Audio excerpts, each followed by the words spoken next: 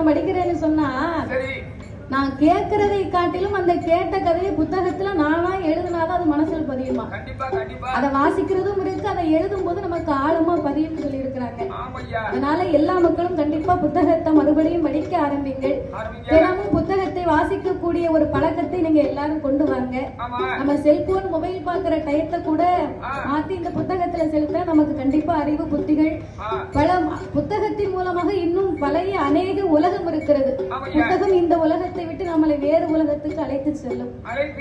அதனாலே அப்பேற்பட்ட இந்த அழகான புத்தக திருவிழாவிற்கு வரவழைத்ததற்காக எங்க வெள்ளிசேன் சார்பாக நன்றியை தெரிவித்துக் கொண்டு இந்த புத்தக திருவிழாவின் மூலமாக இன்னைக்கு இந்த உலகத்திலே யாவருக்கும் தெரிந்திருக்கக்கூடிய வறுமையினால் தன்னுடைய 7 பிள்ளைகளோடு தன் உயிரையும் மாய்த்து கொண்டு தெய்வமாக இந்த உலகத்திலே விருதுநகர் மாவட்டத்திலே